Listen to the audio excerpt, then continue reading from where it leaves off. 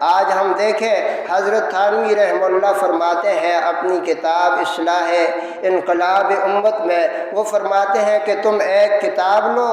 اور اس کتاب کے اندر شریعت کے احکامات لکھے ہوں اور تم وہ احکامات پڑھنا شروع کرو، اور دوسری طرف مسلمانوں کا جائزہ لو، یعنی کہ اس کتاب کو پڑھتے جاؤ جس میں ایک ایک کر کے شریعت کے احکامات لکھے ہیں، پھر مسلمانوں کا جائزہ لو کہ اس میں تو اللہ نے یہ لکھا ہے، ہمارے حالات کیسے ہیں، مجموعی طور پر ہمارے اندر شریعت کے کتنے احکامات ہیں۔ حضرت تھانوی رحمہ اللہ فرماتے ہیں کہ تم وہ احکام شریعت کی کتاب مکمل پڑھیں، پھر دیکھیں کہ مسلمانوں کا جائزہ لیں، آپ اس نتیجے پہ پہنچیں گے کہ مسلمانوں کا ادنا سا تعلق بھی اسلام کے احکامات کے ساتھ نہیں ہے،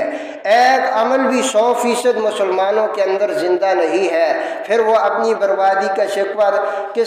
پھر وہ کس بات کا رونا رو رہے ہیں؟ ذرا اپنا جائزہ تو لیں کہ شریعت کے کون سا حکم 100% میرے اوپر جو ہے میں 100% اس پہ عمل کر رہا ہوں۔ بہرحال میرے دوستوں اور بزرگوں،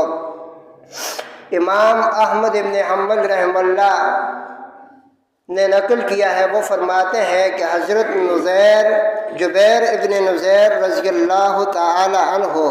نے جب قبرص فتح ہوا تو ابو درداء رضی اللہ تعالی عنہ کو دیکھا کہ وہ ایک سائڈ کونے میں بیٹھے رو رہے ہیں، تو حضرت جبیر رضی اللہ تعالیٰ نے حضرت ابو درداء سے آ کر پوچھا کیوں رو رہے ہو؟ آج تو خوشی کا دن ہے،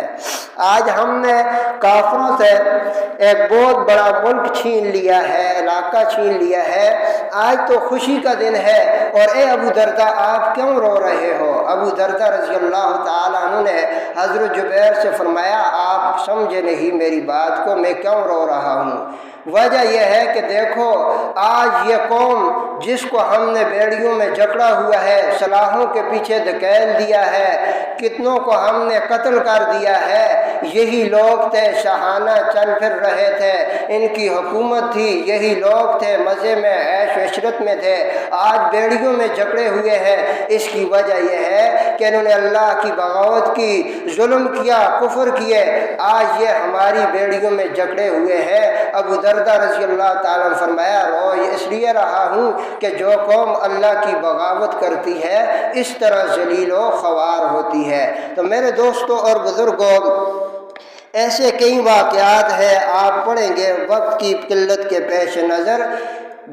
ساری باتوں کا خلاصہ یہی ہے کہ گناہوں کا وبال ہم یہ سمجھتے ہیں کہ آخرت میں ہے، اور اس وجہ سے ہمارے اندر سستی اور کوتاہی ہے، گناہوں پہ گناہ کر رہے ہیں، غفلت ہمارے اوپر حاوی ہو گئی ہے۔ یہ نہ سمجھے گناہوں کا وبال آخرت میں بھی ہے، دنیا میں بھی ہے، لہٰذا اپنے آپ کو گناہوں سے بچائیے۔